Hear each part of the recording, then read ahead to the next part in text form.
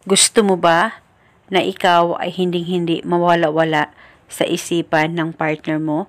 Malayo o malapit man kayong dalawa sa isa't isa, yung ikaw lang palagi ang pakakaisipin niya sa lahat ng oras. At hindi siya mapapakali hanggat hindi kanya nakikita o nakakausap kahit sa cellphone man lang kung LDR kayong dalawa. Kaya kung gusto mo, ay gawin itong ritual na ibabahagi ko sa inyo ngayon. Ito'y napakasimple lamang at ito'y napaka-epektibo basta dapat 100% ang paniniwala mo sa mga ganitong pamamaraan.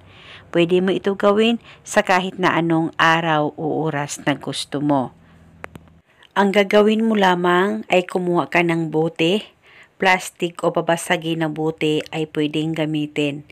At pagkatapos, lagyan mo lamang ito ng kalahating suka. Kahit na anong suka na mayroon ka ay pwedeng gamitin. At pagkatapos ay isulat mo ito sa papel.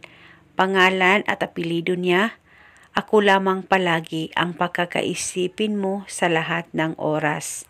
Isulat mo lamang ito ng 3 beses. Pwede ka rin mag-iba ng isulat kung anong gusto mo ay wala pong problema. Depende po kung anong gusto mo sa relasyon ninyong dalawa ng partner mo, kung anong gusto mong hilingin, kung anong gusto mong mangyari sa inyong dalawa ng partner mo. Basta depende na po sa inyo kung anong gusto nyong isulat ay wala pong problema. At pagkatapos mo na itong masulat ng 3 beses, ay i-roll ang papel o itupi at isilid mo lang ito sa bote na inihanda mo na may kalahating suka. At pagkatapos mo nang malagay, kumuha ka ng kaunting asin at ilagay ito sa bote na inihanda mo. At nang malagay mo na lahat, hawakan ang bote, ilapit sa baba mo, mag-focus at mag-concentrate ka, pakaisipin mo ng mabuti ang target at banggitin mo lamang ang nakasulat sa papel ng 3 beses, pangalan at apelyido at yung hiling.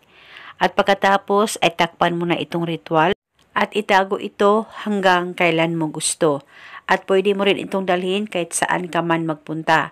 At pwedeng banggitin paminsan-minsan ang nakasulat sa papel kung may time po kayo. At paniguradong ikaw lamang ang pagkakaisipin niya at hindi ka mawala-wala sa isipan ng partner mo. Malayo o malapit man kayong dalawa sa isa't isa.